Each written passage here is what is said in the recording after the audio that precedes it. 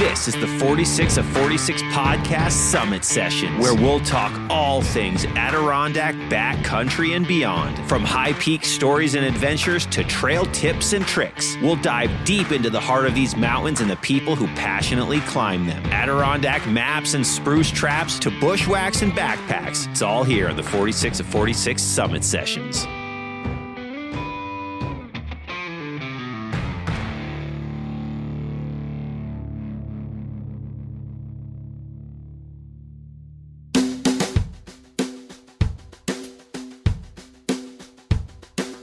Hello, everyone, and welcome back to the 46 of 46 podcast. I have a solo summit session episode for you today. I hope you all had a very Merry Christmas and have enjoyed the first couple of days of the official season of winter. I know here in the Adirondacks, it does not look very wintry, though it doesn't really anywhere else in the Northeast, that's for sure. We had probably a foot of snow 2 weeks ago, and it is all gone now thanks to the rain here in late December, but don't worry, the snow is on its way. This is the ADK after all. We will get our snow, but it is time for the end of the year, New Year's recap here on the 46 of 46 podcast. Thank you everyone who's been here for another year. I really appreciate it. You listening to my Adirondack stories, the stories of the guests that come on the show, and everything else that I do. I really appreciate it, and the fact that you're sticking with me for another year. I genuinely, sincerely say thank you. But what I like to do in these New Year's episodes, I like to recap the episodes from the entire year. I'll go back through it, and in case you're new here, in case you missed some, you'll hear a little bit about each episode, a little behind the scenes in a sense, so that you can go check back to those episodes, see if you want to take a listen, maybe listen for the second time. But I appreciate it. It is another year in the books here in the land of the 46 of 46 podcast, so I appreciate it. And the second thing that I'm going to do today here on this episode, recently I put a post up on social media asking for people to tell me their story of transformation had here in the Adirondack Park. Now, I am a big believer, and I say it all the time on the podcast, that this is the type of place that changes people. It transforms them. It heals them. The Adirondack Mountains have a magical quality to them that just bring about the best versions of ourselves. And I wanted to hear from other people. I wanted to hear from listeners. And I put a post up on social media, and I had a ton of people telling me their story, both from via text, and some even sent me an MP3. So I'm going to play what I can and read some of the stories that I can. But I thought it would be a great way to end the year, just a great positive thing to just show everyone else, hey, here's some other people's transformations mentally, physically, etc., had because of the Adirondacks. That's why we're here. That's why you listen to this podcast. That's why I do the podcast. You know, I'm trying to bring the Adirondack Park to you. And I think this would be a great way to finish out the year, and a great positive way to move into 2024. Let's do this thing. But let's get this episode underway. So this is the New Year's special recap. Let's go back to January of 2023. Feels like it was 5 years ago, but no, it was just 12 months ago. The first episode of the 2023 year was a summit session called Hollywood Stuntman Turned Winter Hiker with Tom Place. A great story. So Tom is a friend of mine. Tom and I both worked together, and this is where we met on a show called Poker Face, TV show. In case anyone wants to check it out. It's on Peacock, I think. Peacock. But yeah, show called Poker Face. And we've since done other jobs together, like the Penguin and some other stuff. But Tom's a great guy. He first came up to me on set of Poker Face because he saw my backpack with a 46er patch on it. And he kind of tracked me down to talk about hiking because he had just recently taken up hiking the winter prior. And yes, Tom took up hiking in the winter. That's when he started hiking. And stuntmen, they have no fears. So his story is great because his winter hiking adventures began as how should I put this? They began as terrible as you could imagine someone with no hiking experience would. Pursued hiking the high peaks in jeans, that whole story. You've all heard it. You've all probably shamed someone on the social media who did the same thing and had their own learning curve. But Tom is a very smart dude, and he eventually figured it out. And now he is underway hiking through the high peaks. He prefers winter hiking. I couldn't really get him to come up for a summer hike. We weren't able to make it happen this past year, but he's very gung ho about winter hiking and accomplishing the Winter 46. So I have so much respect for it. But that's the first episode of the year. Hollywood stuntman turned winter hiker with Tom Place. Tom was also, fun fact, nominated for an Emmy Award for his stunt coordinating work on that very television show we did, Poker Face, and I guess this will be out here. So I think they announced the Emmys in the next couple of months, somewhere around there. So good luck to you, Tom. Hope you get it, dude. You deserve it. Love working with you. Moving on. Episode 128, Summit Sessions number 42, catching up with your favorite, Jonathan Zaharik. So Jonathan just stopped by and we just chatted. We just hung out, recorded a podcast. At this time, Jonathan had been away back in Ohio for a while, back pursuing some educational things. And he eventually has made his way back to the Adirondacks. Yes, Jonathan Zaharik is back in the park as of recording this episode. But that was just Jonathan and I talking shop, catching up with him, seeing what he's up to. We talked about the World University Games that were here in town this past winter. Many of you may have remembered that whole thing. It was fun, but that was just Jonathan and I just chatting. So if you like Jonathan, check it out. Fun, laid back episode. Moving on, February 10th, episode 129, Winter Camping 101. So last year, I did a 3-part Winter Hiking 101 series where I dove very deep into making sure everyone has a 101 kind of class on winter hiking, because winter hiking is not for everyone. It is not summer hiking. They're cousins, and distant cousins at that. Very different animals when you really think about it. So I did a Winter Hiking 101 series, which was one of my most downloaded batch of episodes ever, which was awesome. Clearly people shared it with non-Adirondack hikers as well. So that was cool. So I just continued with that theme and did a Winter Camping 101 episode. In case you've ever wanted to try camping in the wintertime, definitely check that episode out. Give you some good information to help you get started so you don't freeze to death at night. No one wants that, right? Hard to call for help when you're frozen. But moving on, episode 130, Summit Sessions number 43, Pure Adirondacks with Evan and Hillary Williams. Evan and I went to high school together, and Evan is the founder of Pure Adirondacks. I'm sure many of you listening have some Pure ADK merchandise, cups, mugs, sweatshirts, hats, all sorts of good stuff. Evan has done an absolutely amazing job capturing the essence of the ADK and turning it into a lifestyle brand, a clothing, apparel, Adirondack inspired goods, all sorts of things. There's a lot of people out there, a lot of companies who have, who are trying to, kind of make their Adirondack brand. And I don't think anyone has done a better job than Evan at Pure ADK. So shout out to you. And Evan has always been a huge supporter of all of my my Adirondack endeavors, from the Niner, Lake Placid Niner, to this podcast for sure. So I appreciate him greatly. Check it out, pureadk.com. Follow them on social media, even though I'm sure anyone who listens to this podcast already does. He has a massive following on social media, and it is rightfully deserved. Moving on, episode 131. Ooh, another Adirondack Pioneers episode. I hope to do more of these in the new year. I like these episodes. They just require a lot of work because I have to research and find the information about all these people and then turn them into an episode. And then all of a sudden, the episode's only like 10 minutes long, but I do what I can. But this was an ADK Pioneers episode about Grace Hudawalski, the first woman to 46. So for all of you Adirondack hikers out there, definitely check that episode out. Grace is the first woman to complete it.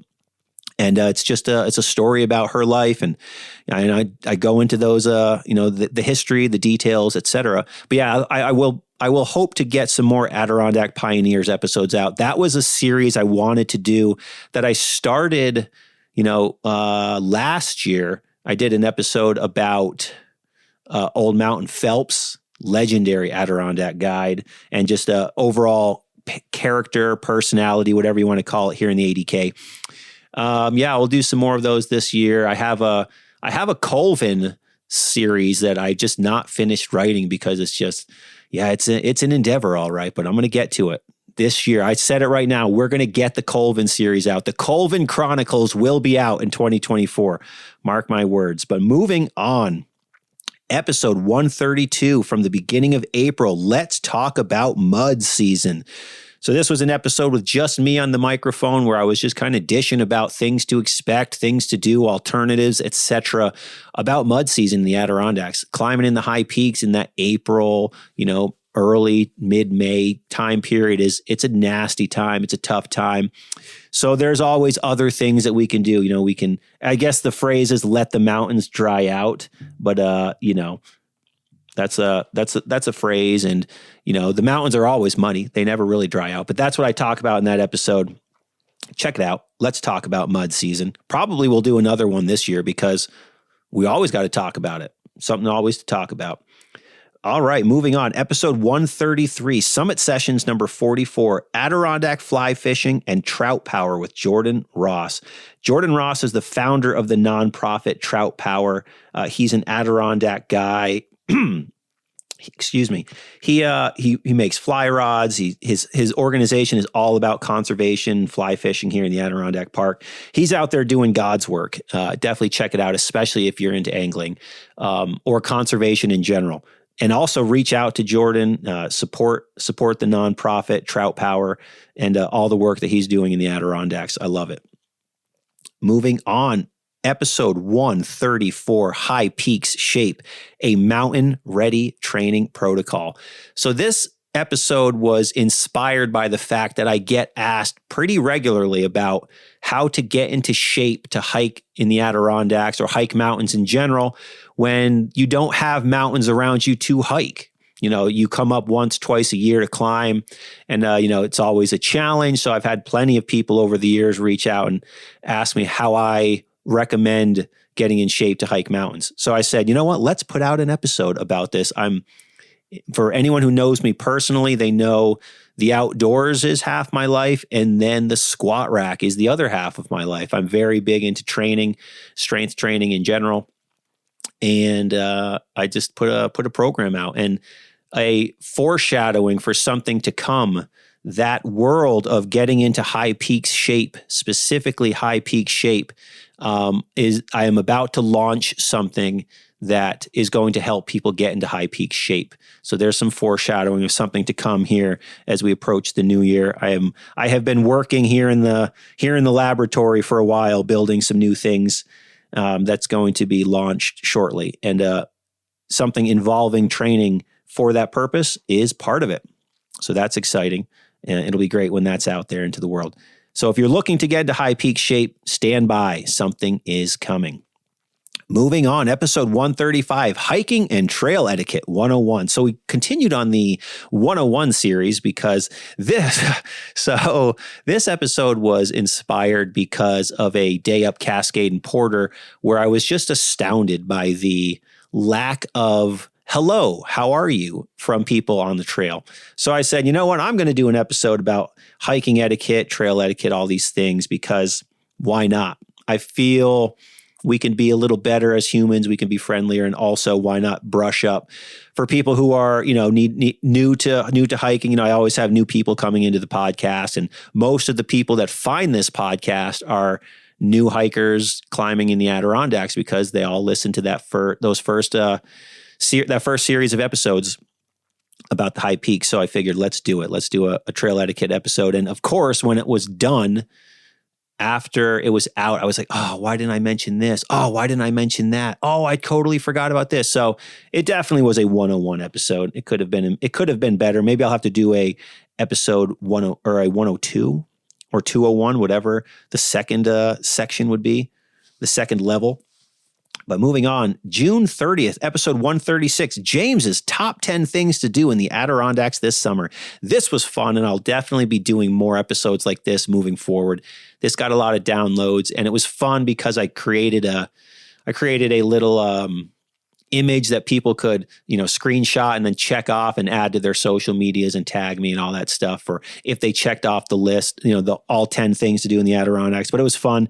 Lots of things to do in the summertime. Man, is it better than summer in the Adirondacks? Nothing is better, in my opinion. Yeah, winter. People like winter. They like skiing.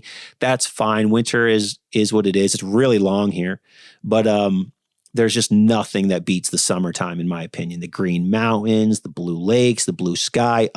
The summertime, just flawless. But that's my top 10 things to do in the ADK this past summer, and I'll probably do another one this coming summer. So stay tuned for that. Excuse me, again. Moving on, though, as my voice just dies. Episode 137, the Lake Placid Half Marathon, a new Adirondack adventure. So this was a wild card. This was let's do it. Let's turn this half marathon that I ran very spontaneously. Let's turn it into a trail episode, a trail story. And I thought, you know what? This will be fun. I'm running around Lake Placid. I'm running through, and I've got the Sentinel Range over here. I've got Moose Mountain and Mackenzie over here. I'm running around Mirror Lake, and I'm doing something I've never done before.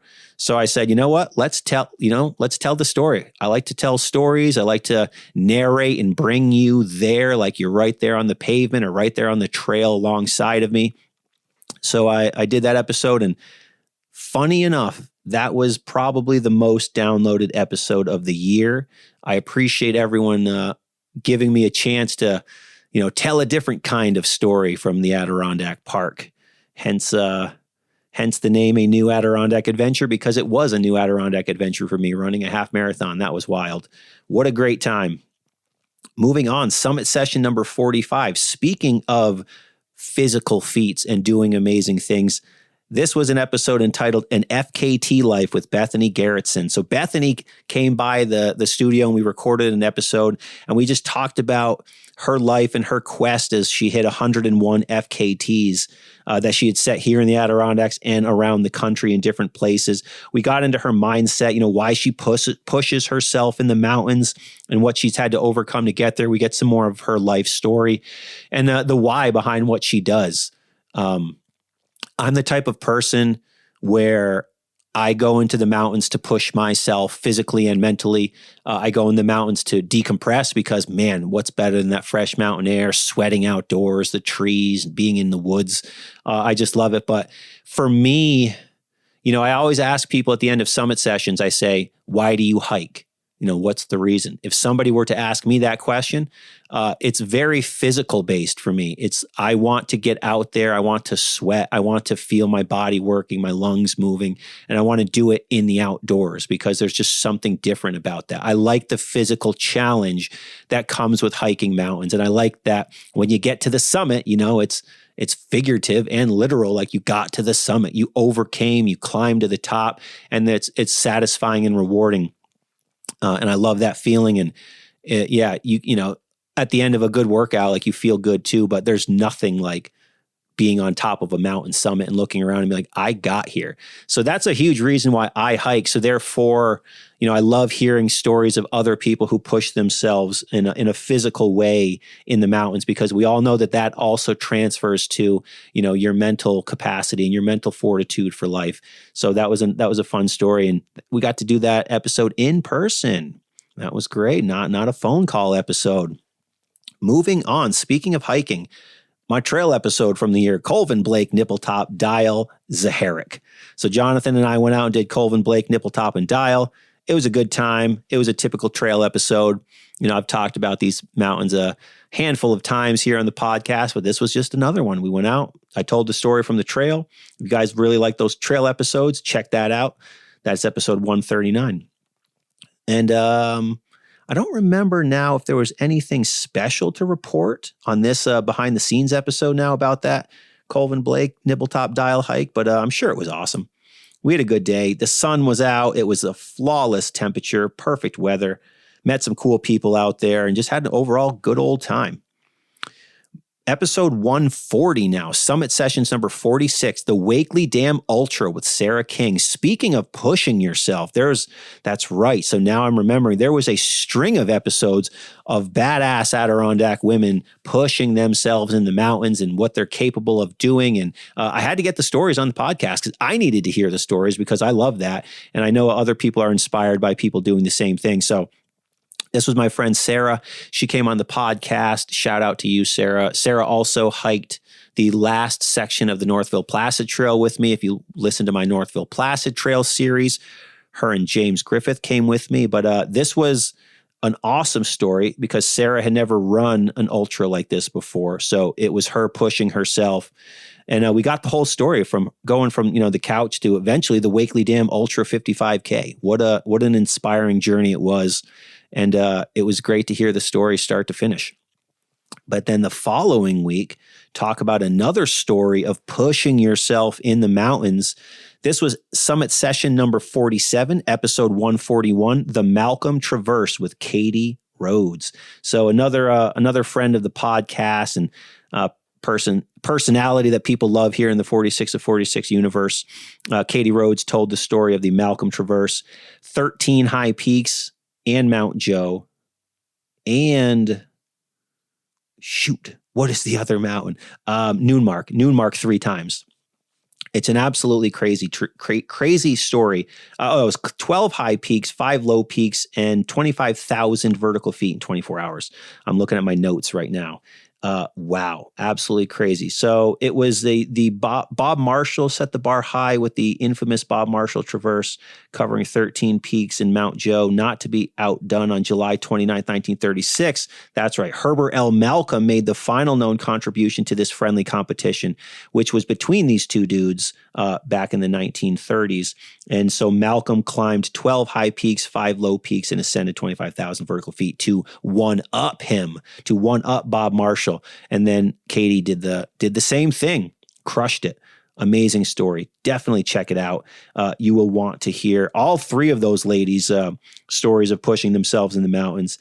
Bethany Garrettson, Sarah King, and Katie Rhodes. That was a good string of episodes, if I do say so myself. Speaking of a string of episodes, now moving on, episode 142. This was a 2-parter, Summit Sessions number 48, part 1, the New England 115 through hike with Will Robinson. So if you don't know, Will through hiked the New England 115, which are the 115 mountains above 4,000 feet ish. We'll say ish, but when I heard about this story, so a listener from the podcast sent me a DM and said, "Hey, you should have this guy in your podcast." And I had never heard this story. Will had just finished this crazy feat, this crazy self-created backpacking adventure in the Northeast. Will's from Vermont. So he hiked the 115 as a through hike. So I was like, "Oh, that's quite the story. Let me reach out to him and, or let me look at his page first and, hear a little more." He didn't have much about it on the page. So I sent him a message like, "Hey, would you like to come on the podcast and tell the story?" And he was just floored that I would want him to come on the podcast to tell the story.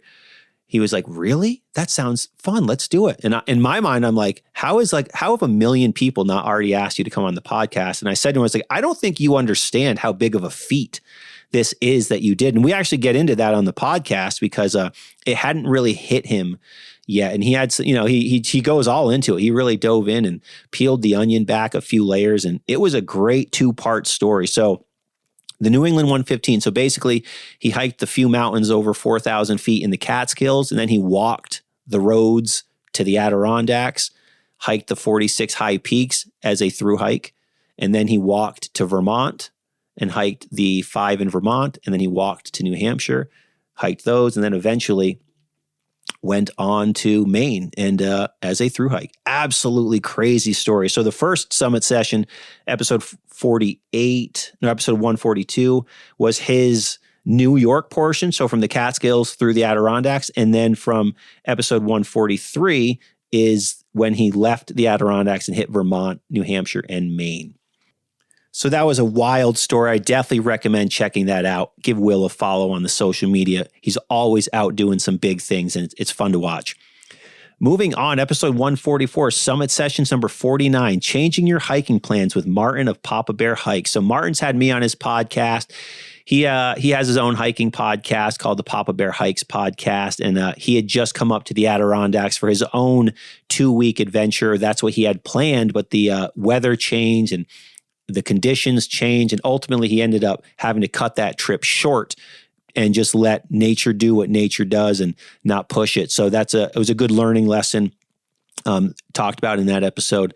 That's episode 144. Sometimes you got to change your plans. The mountains don't care about you, right? It's time to make good decisions when we're out there. Speaking of the mountains don't care about you, moving on to episode 145, entitled The Mountains Don't Care About You, Life Lessons in the High Peaks. So this episode was inspired from a post that I put in one of the massive Adirondack Facebook groups, where I basically talked about the life lessons that I've learned, in the high peaks. And I got so many people responding and telling their stories and this and that. And I was like, no, this is a great idea for an episode. But yeah, I wrote about, how life in the mountains directly reflects and directly mirrors life outside of the mountains. What we do, the mountains don't care about you. Life doesn't care about you. You have to get yourself to the top of the mountain. No one can do the work for you. It's no different in life. I just basically kind of riffed on the life lessons that you can apply to your real life from the mountains. And I thought it was a great subject for an episode, and I really liked how it came out personally. If I do say so myself, I did enjoy it. All right, moving on. Yes, it's that time of year again. The October Sessions, episode 146, Bigfoot in the Blue Line, part 4, The Mystery. So in this episode, I told the kind of the history of Bigfoot in the Adirondacks, from stories, newspaper articles, just general kind of Bigfoot sightings in the ADK. I just kind of told a story. And the reason being, I was not able to find a guest who had a Bigfoot encounter this year. The last 3 years, I've been able to find someone, and this year it just wasn't happening. So I said, you know what? All right, we got to write our own episode.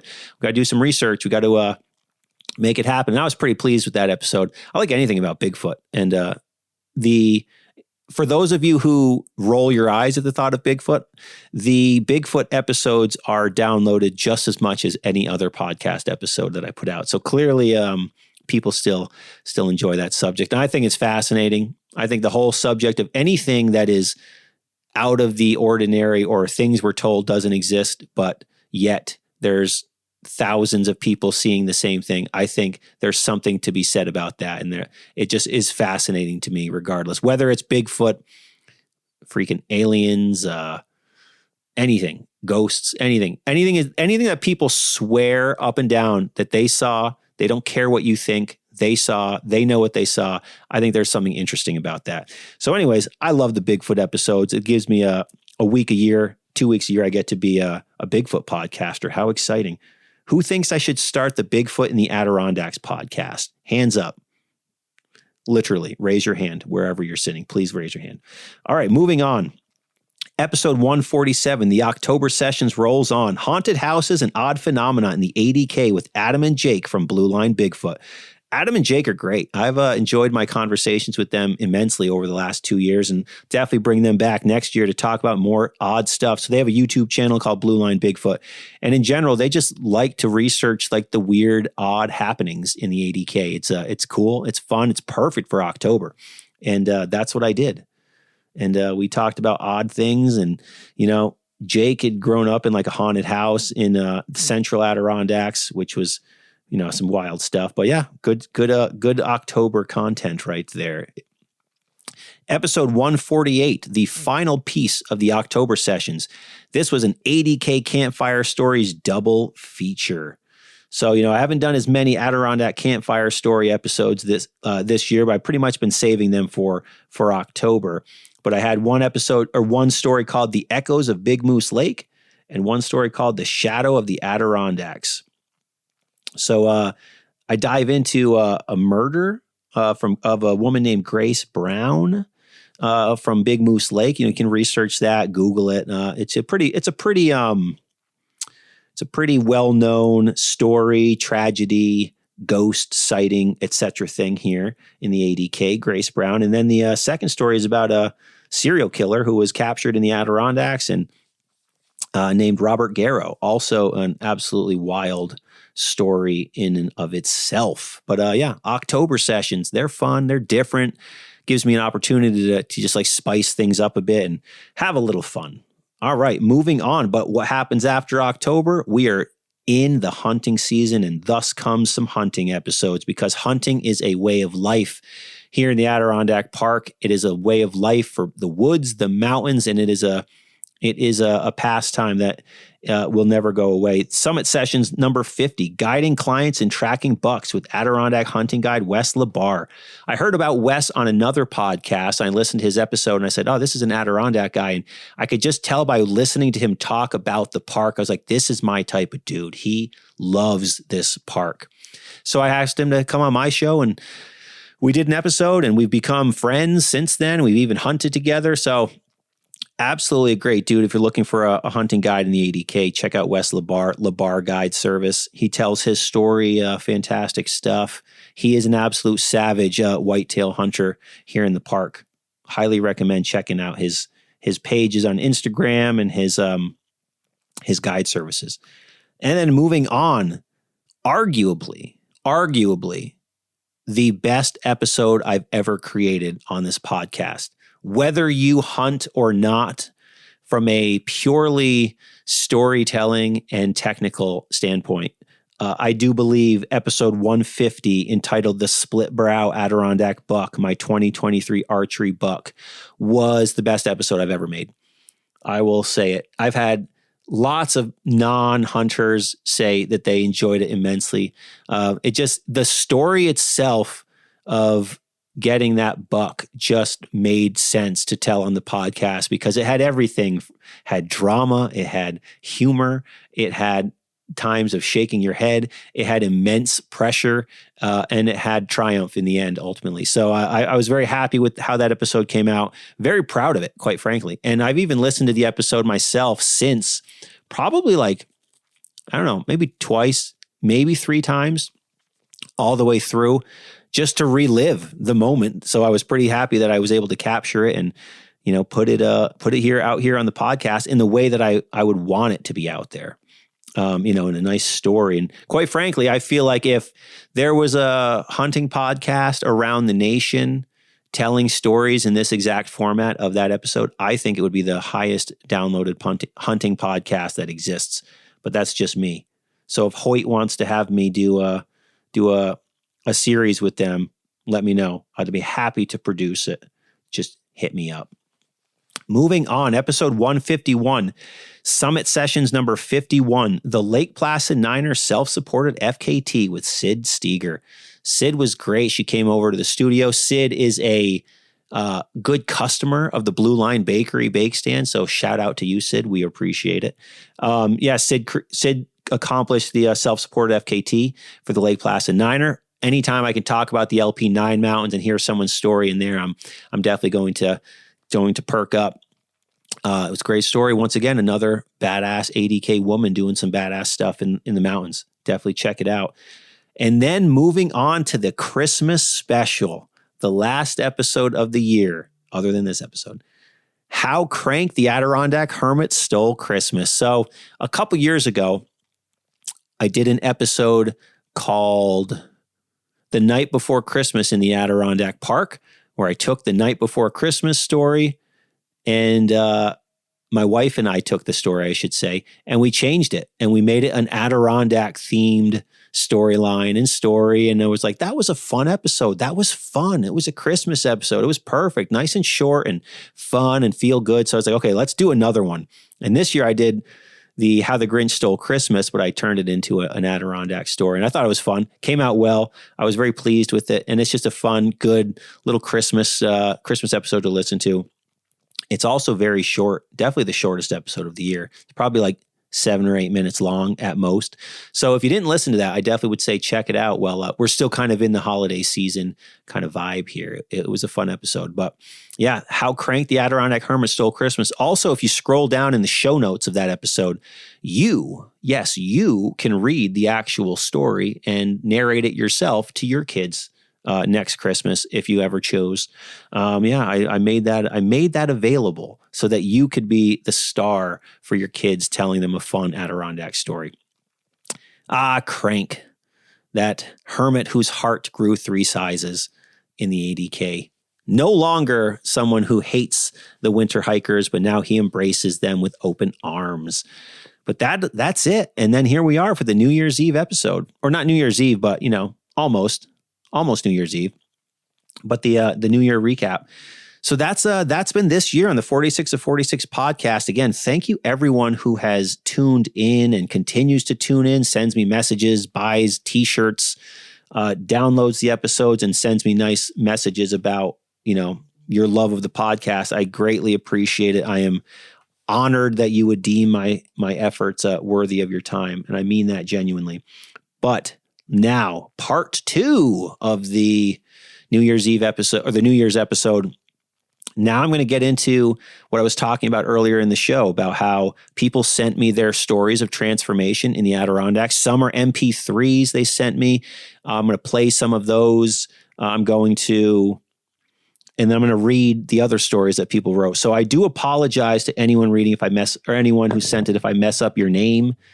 Don't hit the microphone, James. You should know better than that. I do apologize if I mess up your name, but I want to read your story, and I think probably everyone who's listening can relate to this. And I hope this is a nice feel-good kind of way to end the year as we approach 2024. All right, this story comes from Chelsea Walker. She writes, I always said I would write a book one day, and honestly, I just don't have the time or patience to sit down and compile all the stories. But I found myself in the mountains. I met my first trail angel early on in my journey. I then ran into a year later on another trail. I was in the process of leaving a bad relationship and trying to move to the Adirondacks. We became roommates, and I even helped him through a major back surgery while I was working on my 46. He lost his ability to walk, but he encouraged me to go often and loved hearing about my hikes when I would return home. That was another crazy story. I also spent my first Christmas living up here at someone's apartment who I met in the woods at the Howard Lean-To. It's just so many crazy magical stories from me finding the mountains and then the mountains eventually finding me. I am a different person because I chose a different path. I just enjoyed reflecting on that a little. So regardless, thank you. I needed a smile today. Glad I could be of service, Chelsea Walker. Thanks for sending us your story. All right, moving on. Joe Titonico writes, in August 2022, my family and I had plans to spend a few days in Lake George. The night before, I looked for a hike on all trails.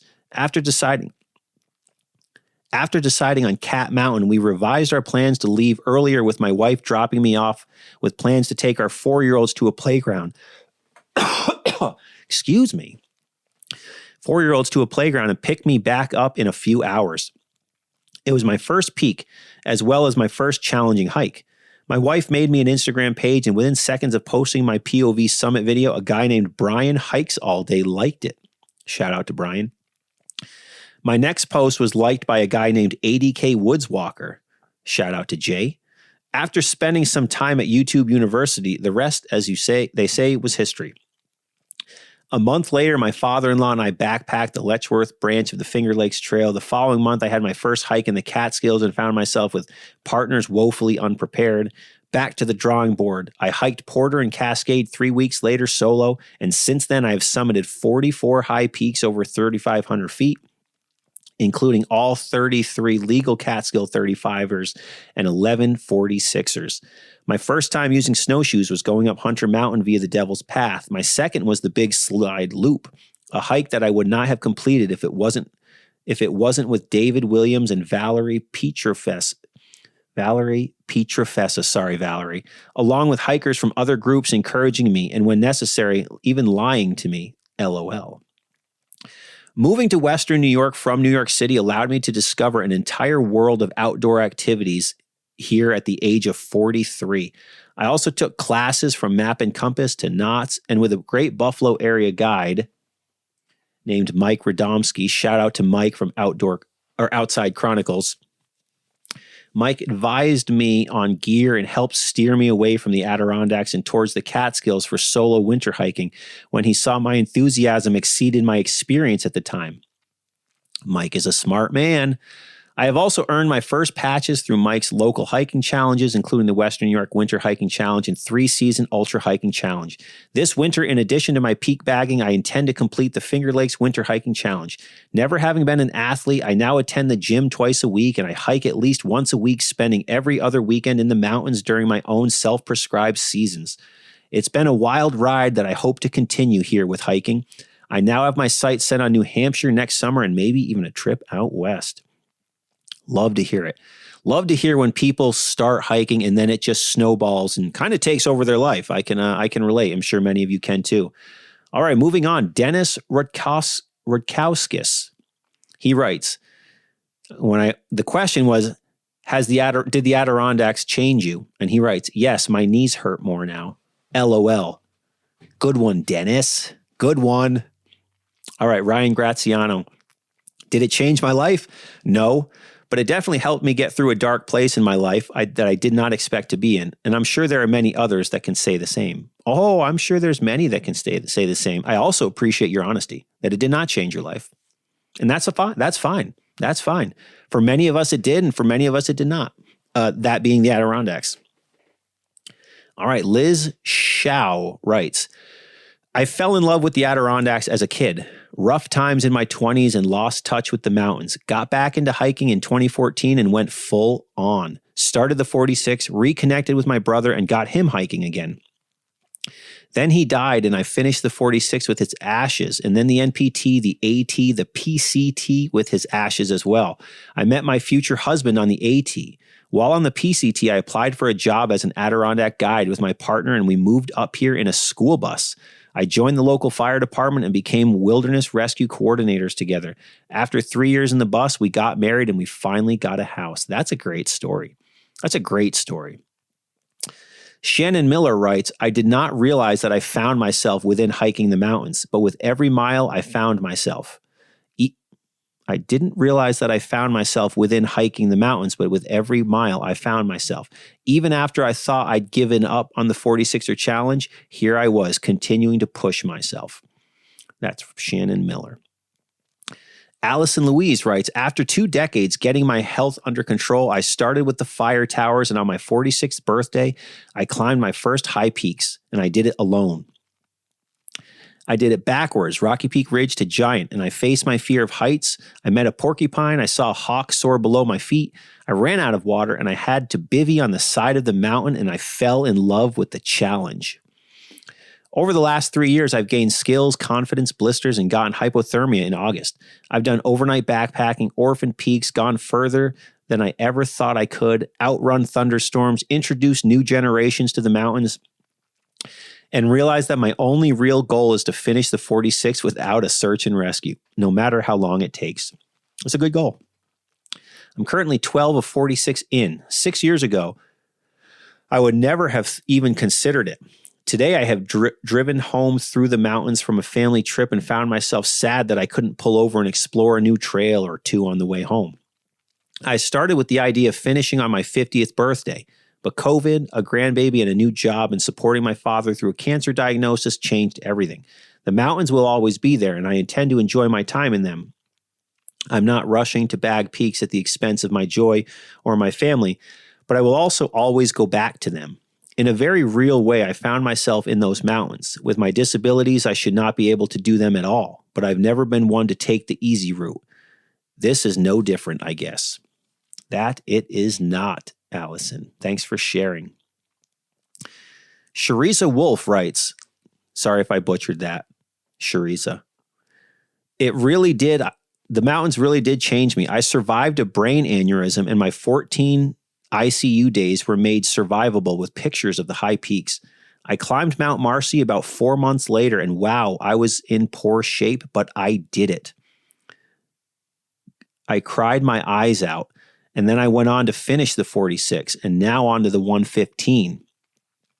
My friends I hike with are so inspiring, and I love them so much. We are all older and call the trail the fountain of life.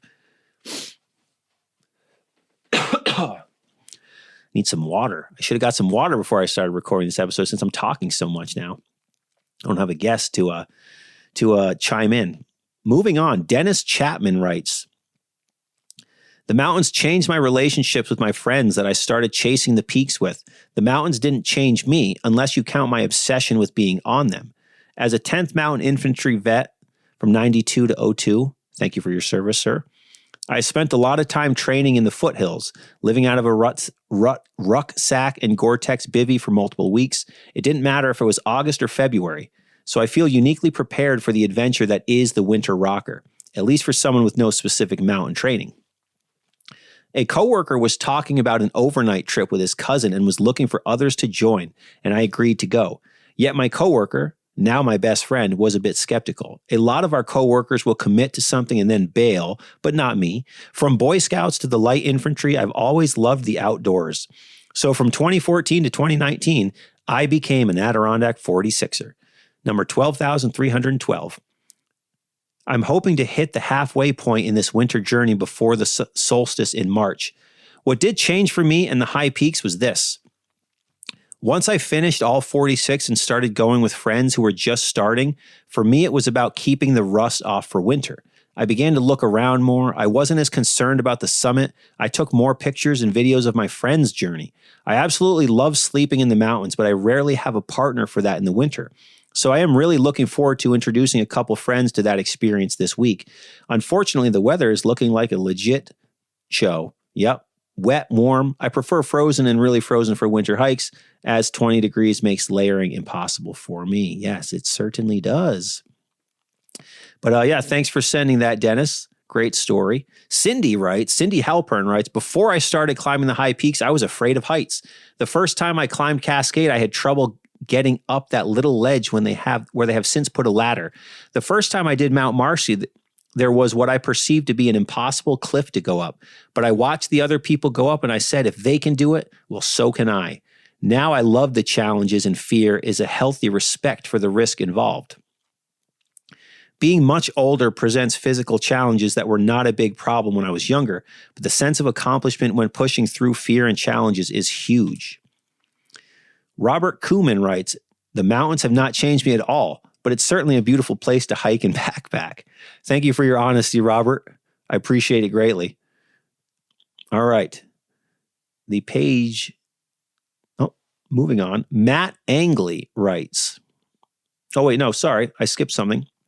The Liverpool Turkey Trot writes, we've been going to the Adirondacks ever since this first Fathers and Sons Father's Day Adirondack trip.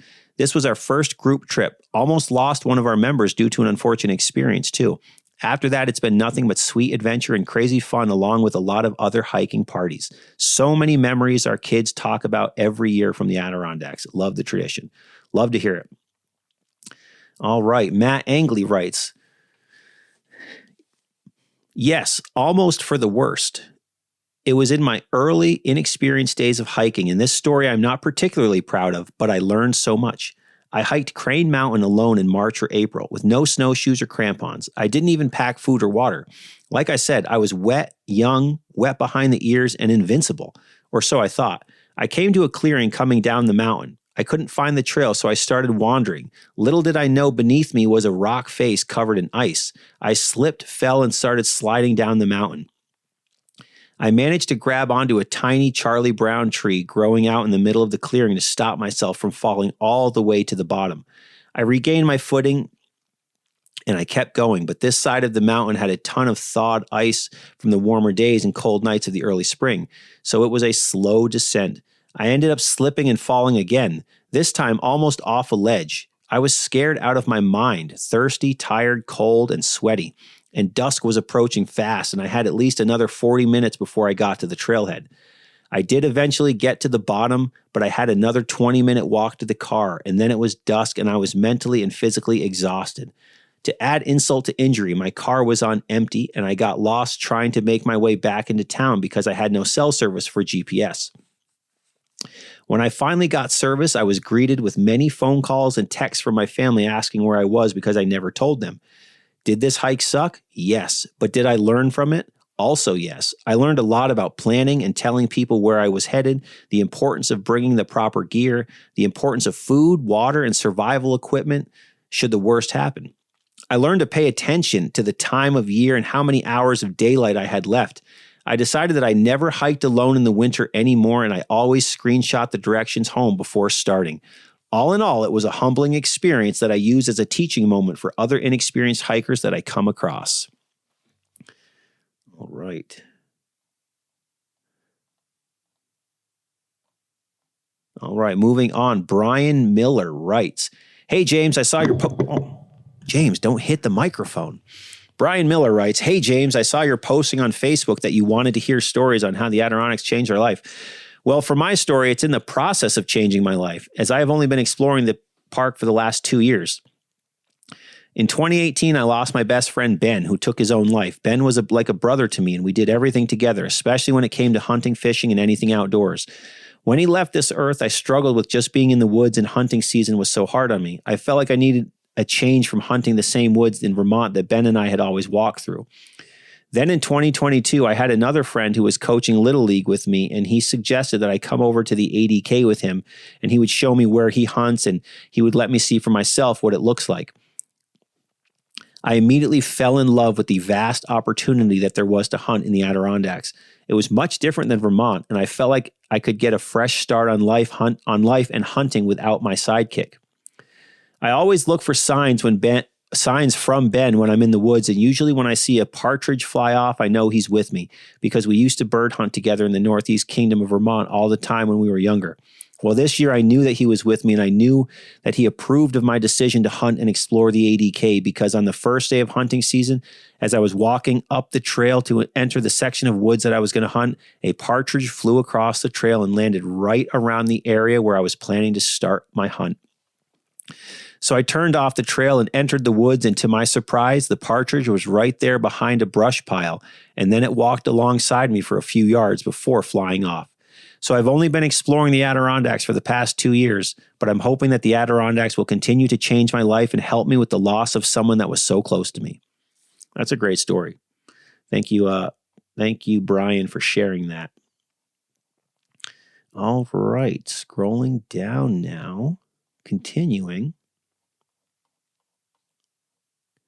Kristen Peak writes, "Hiking wasn't anything that I sought out as a hobby for most of my life. In the wake of the end of an abusive relationship, I was left without any semblance of who I was and no identity, it felt like.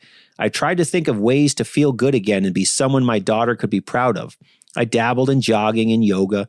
I thought about a time that I had said I wanted to be 46 years before, and then I decided, let's give hiking a try.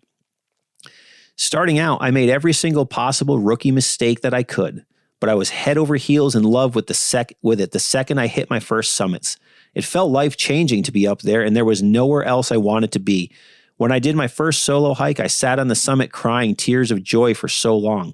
I felt proud of myself for the first time in a really, really long time. It felt good, and with each mountain, I felt like I got back a little piece of me and added so many new ones too. My entire life completely changed because of the confidence I found out there on the trails. I got away from the bad influence and I bought my first home, met my now husband, got my dream job, and started fostering dogs. I finally feel like I'm able to be a person that I wouldn't mind my daughter emulating. She deserved a better mom, a whole mom, and the mountains gave that to me." Kristen Peak, 46er number 12,410. That is man. That's the type of story that gets me fired up. Kristen, I appreciate you sharing that. Also, great last name, Peak. I know it's not spelled like mountains, but it still works. That's an amazing story. Thank you for sharing that. That is what the mountains do. They make us better. But moving on, Serena Lafayette writes, I started hiking in the lower Adirondacks in 2012 by myself, and I moved on to the high peaks in 2013. By 2015, I had hiked in many states all over New York and was becoming a seasoned hiker. Late fall of 2015, I found out my heart was failing and I had an aortic aneurysm due to a birth defect.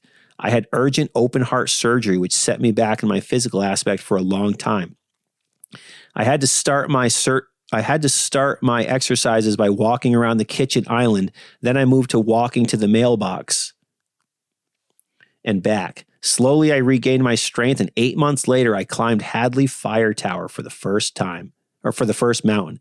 It was the hardest climb I have ever done. My chest hurt, my lungs hurt, but I pushed through and got up the mountain. Every step up motivated me to take another one. I wanted to see the top. I wanted to see that fire tower. Every day I kept pushing myself to get strong. 2020, I did my first ultra hike, the Lake George 12-ster, and I became a 46er. 2022, I did my first solo ultra, the Lake Placid 9er. In winter of 2022, I fell into a depression, and the mountains were my therapy. Hiking helped get me out of my darkest days. I hiked into the spring of 2022 and did my biggest, hardest solo hike so far, the Adirondack Blue Challenge Ultra. Hiking alone for 39 hours through 2 nights. That's wild.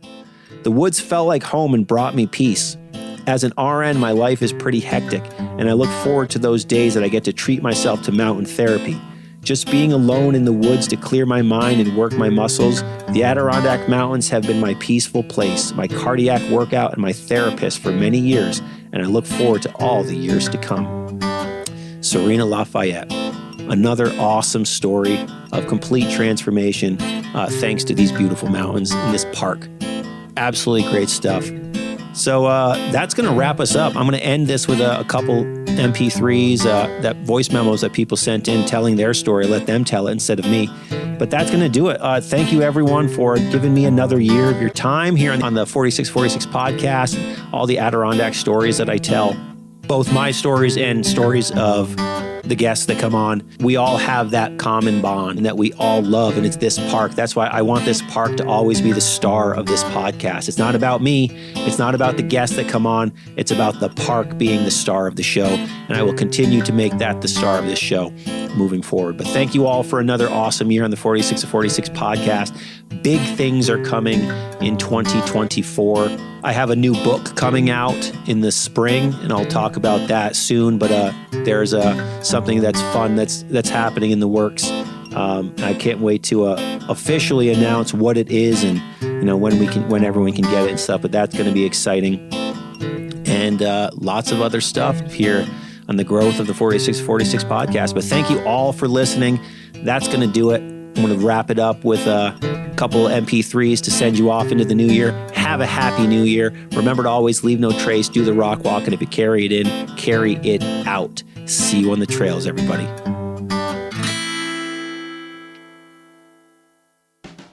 Hi, James. My name's Christine Riley. This is a story of how hiking the Adirondack Mountains changed my life. When I started the Fire Tower Challenge on Memorial Day of 2019, I was overweight, out of shape, and timid about going out alone. After almost 5 years of hiking Adirondack Mountains, I'm in good shape, good health, both physically and mentally, and I'm a 46er who won't stop hiking. I frequently hike solo and have even completed a section of the Northville Placid Trail as a solo backpacking trip. Hiking the Adirondack Mountains has transformed me from a depressed couch potato to a happy outdoor adventurer. Here's the story of that transformation. As a kid, I spent summers in and near the Western Adirondacks. I'm thankful that my dad enjoyed hiking and he took our family on many hikes, including countless trips out up Bald or Rondax Mountain. My dad dreamed of hiking the high peaks, but he wasn't able to due to health issues. During my 20s and 30s, I lived in all corners of the country and did not do many outdoor activities.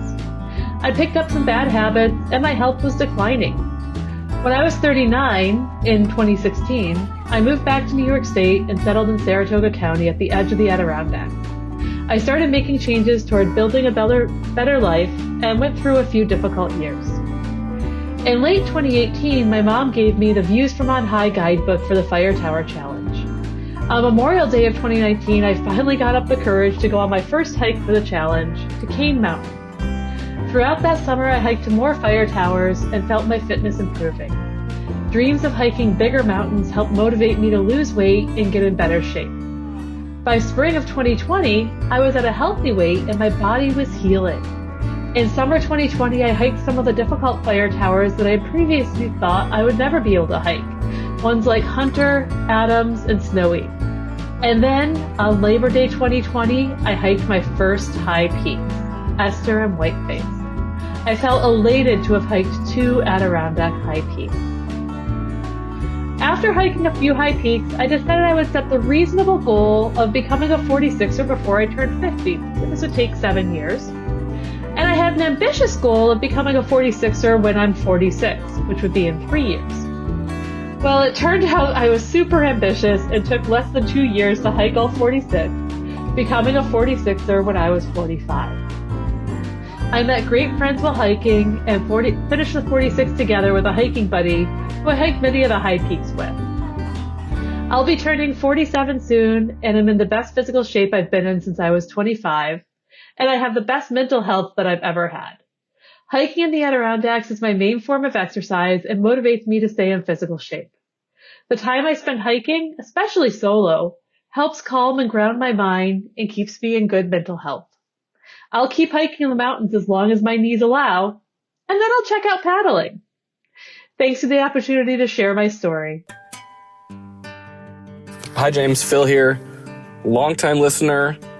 I don't believe I've ever missed a single episode that you've uploaded. I found your podcast, way back in the early days when you were first producing it, and I've just been hooked ever since. So thank you for all that you've done and will do in this podcast space. In regards to the transformative qualities of the Adirondacks and the Adirondack High Peaks and nature, I wanted to share a little bit about that, and you said bonus points for a voice recording, so hopefully this recording from my car comes in okay. In moments of profound change in my life, I've instinctively sought solace in the Adirondack, within just the Adirondack Park in general, but nature and its unparalleled ability to heal has been my refuge during some challenging times, recognizing the universal need for nature's kind of therapeutic touch.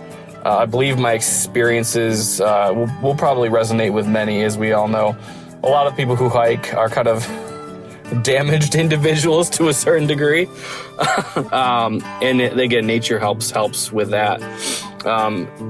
About 10 years ago, during a tumultuous period in my life, I instinctively found myself drawn to the 46 high peaks, and I started embarking on this transformative journey. And I was very fortunate to have my father alongside my side, who had been retired but was looking for an adventure, so he joined me on all the high peaks.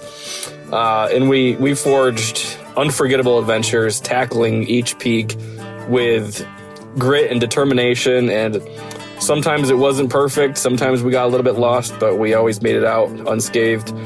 There's one vivid memory that surfaces through our trek to become 46ers, and that was in the Seward Range. We had a planned overnight expedition, which the lows were supposed to drop down into maybe the low 60s. This was in the summer, late summer, I think. And it ended up dropping into the 30s. So unexpectedly, we woke around 3 a.m. just violently shivering, instinctively, probably from watching some survival shows over the years. I knew that we had to get our body temperature up. We started doing jumping jacks, push-ups, running in place, just really trying to get our body temps back up to stave off the hypothermia. And all was well on that trip once we got going and warmed back up, air quoting, at least enough to be not hypothermic.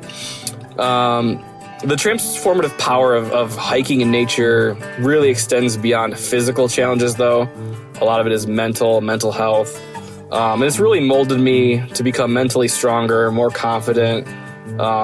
It's fostered courage to take chances and kind of think outside the box and do things that I normally wouldn't try or would be too scared to try. So there's lots of valuable lessons that I've gained from the wilderness, and it's really shaped my approach to life, offering really endless opportunities to push myself physically and mentally. In moments of life's stresses, I constantly am seeking nature and going back out into the woods. I'll go into the Adirondack backcountry and I'll do bushwhacking. I'll start off on established trails and then I'll cut way off into the backcountry. Really with very minimal gear, just a tarp, an axe, and fire starter. I've even done it in the winter. I went out in the Black River Wild Forest. Turned out it was the coldest day of the year, I think. It got down to -3. I didn't even have a sleeping bag. I just had a tarp and a fire. I happened to film it all for what my camera was allowing me to record. The batteries drained pretty quickly. But when I come through these transformative experiences, they really just teach me lessons and kind of center me, kind of ground me. And again, I think that will resonate with a lot of people listening or yourself. Despite the inherent challenges, I really just like the simplicity of being out in nature, out in the backcountry and in survival. Whether I'm filming videos or just on a hike, it really kind of puts you in your place and makes you realize that there's things that are bigger than you. And reflecting on that is just really, really something that helps me, again, kind of center and ground myself and keep myself in my head just mentally on point.